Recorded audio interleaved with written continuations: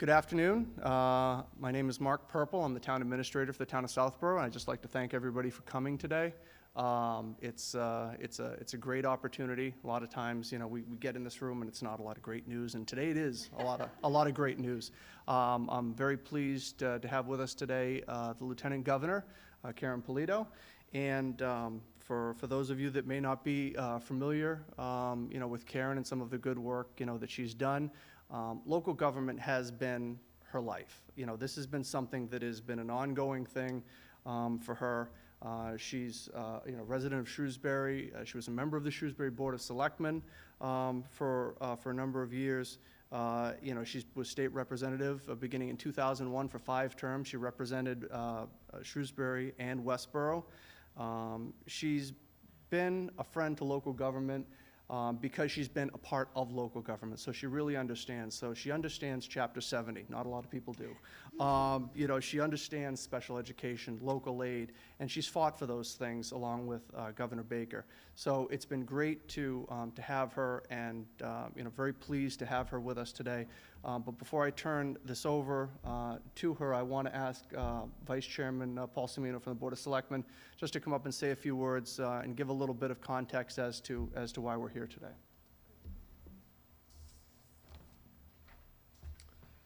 Thank you, Mark.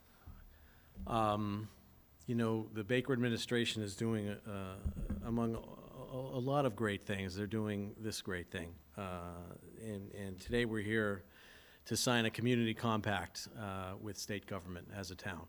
To describe it very briefly and very simply, towns are being offered the chance to identify best practices in their operations. And having done so, and if they're willing to commit to improving those over a period of time, the state will meet us in the middle and provide some assistance, whether it be money, whether it be technical assistance. And so having looked at what we're doing here in town, there's a couple of initiatives that the state is going to be assisting us with as we look to improve our operations. Mostly centered around IT.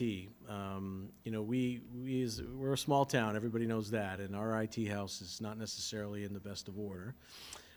We hope to improve on that, and as a result of that, improve our engagement with citizens, make it easier to be informed about what's going on in town, and so we're going to be getting some technical assistance with regard to our IT systems, as well as some financial support for hiring our first IT systems manager here in town. We're also going to be looking at hopefully doing some digitization of our vital records in town. I mean, again, 1727 is a long time ago, and I know personally after Paul Berry moved on as clerk after 40 whatever years, that there's a lot of paper that ought to be bits and bytes, and so a $10,000 grant is sort of our initial, we hope initial award in order to help us with that. So as a community, compact community, we do become eligible for both technical and financial assistance around these initiatives, and obviously we're happy to commit to making the improvements that we're committing to make, and we appreciate the state's assistance in helping us do that. With that, appreciate your being here, Lieutenant Governor Polito. I'll turn it back to Mark, and we'll do whatever's next. Thank you. Baby steps, Paul, but in the right direction. So with that, I'd like to ask you just to join me in please giving a warm Southborough welcome to Lieutenant Governor Karen Polito.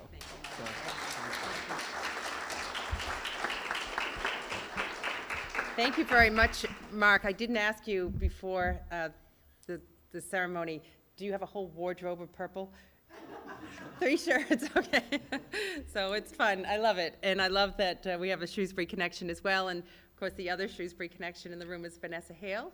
You know her husband, Mike, a longtime friend, served in many capacities in Shrewsbury, including the assistant town manager, but now as the director of Selco. We're very proud to have our own electric light and cable company, and he is a leader in that space in our Commonwealth. So it's great to connect up with Vanessa here. Great to be with our police and fire chiefs and all of you. You're the ones on the front lines doing the hard work and the heavy lift every single day. And for those that are listening at home, you know, you have a great town hall here, people that are ready for whatever comes in the door. You know, some are frustrated or concerned, others are, you know, excited to take on whatever it is that they need to here in town. But you're the team that really responds to the needs of the community. And part of coming here today, you know, personally, is just to say thank you. Charlie and I appreciate the team of, you know, local government employees and public servants and volunteers that we have across the Commonwealth. I think you're an army of people that are engaged in the whole concept of, you know, delivering good services locally. I mean, when you think about, you know, the national government and the federal government and the state governments across our country, and then you think and break it down to local government, this is where it matters. And I want to thank Paul for, you know, sharing some of your time as a selectman here in Southborough. You know, you're a businessman, you have some flexibility in your work, but you choose to spend many of your nights here debating the issues with your colleagues. And when you're on the sidelines of a sport event or shopping in a local store, you know, people approach you all the time because they see you and they know that they can ask you whatever they need to. So you're all part of a system that is really important. So when Charlie and I became elected, we had to figure out how we were going to actually fulfill our vision of making Massachusetts great from one end of the state to the other. And we wanted to develop a program locally that could help empower communities to do more. And it was really an extension of the Gateway City program that prior administrations put together. And while much of that will continue, we said there needs to be a program that reaches all communities. So smaller cities, rural communities, suburban communities, and in all parts of the state. So this is the compact program. This is the essence of it. So it reaches everyone. And then having served as selectmen ourselves, that's where I started my public service, and Charlie did as well, we said it needs to be a voluntary program that's funded, which is the opposite of an unfunded mandate, which was really important as well. So it was really fun for us to engage municipal leaders like yourselves and work with your counterparts in a small team to help us form the program and then lay out the menu of options that you could choose from to incorporate into your governance. And so the best practices or better practices are ones that you choose. We don't tell you as state government, you must do this. It really has to come from you. So I think it's great that you've chosen IT and citizen engagement and digitalizing documents as your initiatives. And perhaps these are initiatives that without this program might sort of percolate on the back burner but never really get to the front. So the program actually allows you to take something that's important and bring it to the forefront. The IT stuff is very important. I mean, you look at Massachusetts and you say, here we are, one of the oldest democracy, right? The first constitution here in this country. At the same time, we are the most innovative state in the country. And yet, some of the way that we deliver service is very parochial. Yet, we have technology and some of the brightest minds right here in Massachusetts inventing new ways of approaching a problem. So we must incorporate technology and innovation in everything that we do. So congratulations on choosing your best practices. And it may seem like, oh, it's a small grant and it's technical assistance, but the program is actually bigger than that. Because being a member of the compact, you have availed yourselves of perhaps other opportunities. For instance, we had, to our member communities, we had a $2 million grant fund for IT projects only. It was pretty popular because we received many applications that totaled about 16.5 million. So we knew we couldn't honor every application, but what it said to us is we need to make more IT opportunities available to our community. So we're going to figure that piece out and offer that as part of the opportunity for choosing to be a member of the compact. And, you know, when you think about the future here in Southborough, geographically, you're in a very important location for people to live, perhaps start a business. You might decide to expand your tax base and find industrial or commercial activities that would be important here. And as you plan for your future, you'll get bonus points for some of the statewide grants that are available, like MassWorks, which is our granddaddy of all programs, because it provides the funding for infrastructure, water, sewer, you know, utilities, all of the important things that attract private investment. And then when you bring public dollars to it, you can actually make things happen. So you're putting your community in the best position possible with our administration, and you'll get rewarded for good behavior. I've heard that a lot too. How come sometimes it takes communities trending toward failure before state government will come and bail them out? Why don't we reverse that thinking and reward communities for good decision-making and good planning and good strategies and policies? So that's part of this program. So congratulations for being a part of it. Just a couple of other things too that we're doing to help communities. First of all, the sharing of resources is very important. That's why, yes, Chapter 70, Chapter 90, unrestricted government aid all has to be there for you. You can't only rely on the taxpayers' dollars locally. You need the state partner to have those resources deliver good service. So in our budget proposal, we matched the percentage increase in our state revenues and made that the percentage increase in your local aid. And that's just a showing and demonstration that this is a true partnership. And the other piece that's coming through the legislature is what we call our municipal modernization bill. So for municipal types like yourselves, this is pretty exciting. So a year ago, when I came into this position, I said, let's ask local officials, what can state government do better to help you? We got over 1,300 ideas, you know? So that tells you that there was a lot that we could do to better serve you.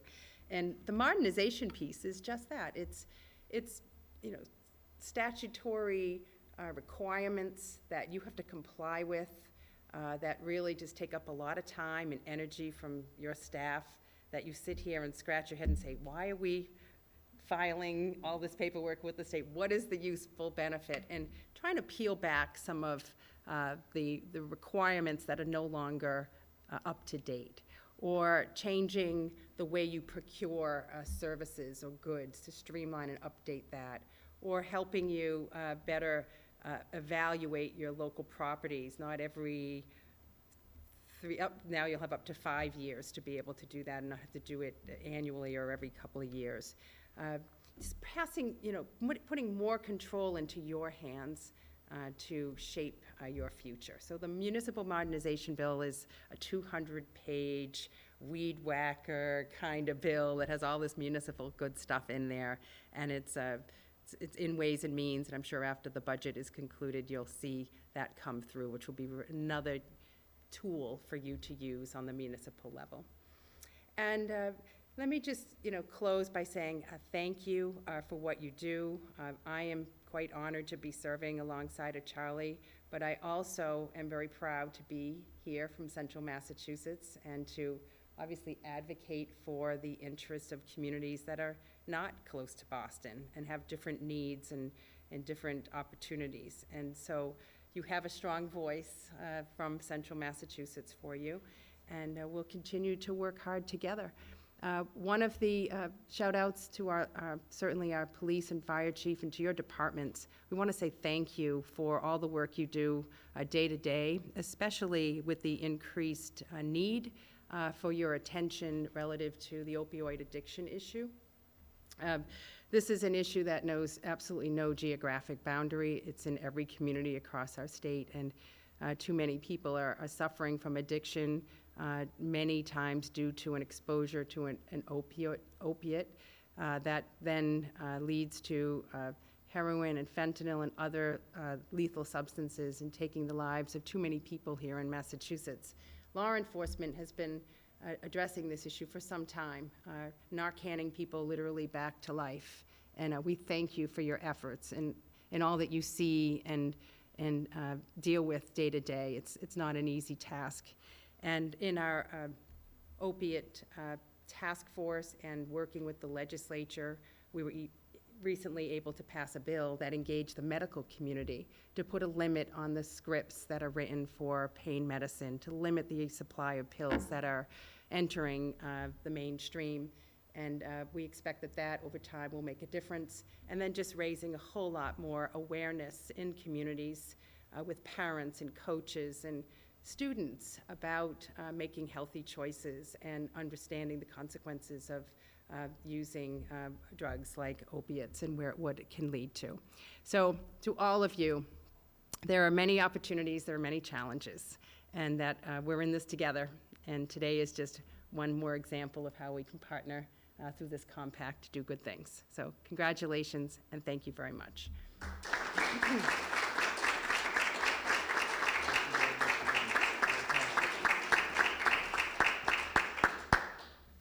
So you are 179 communities to have signed out of 351. So that's your lucky number today.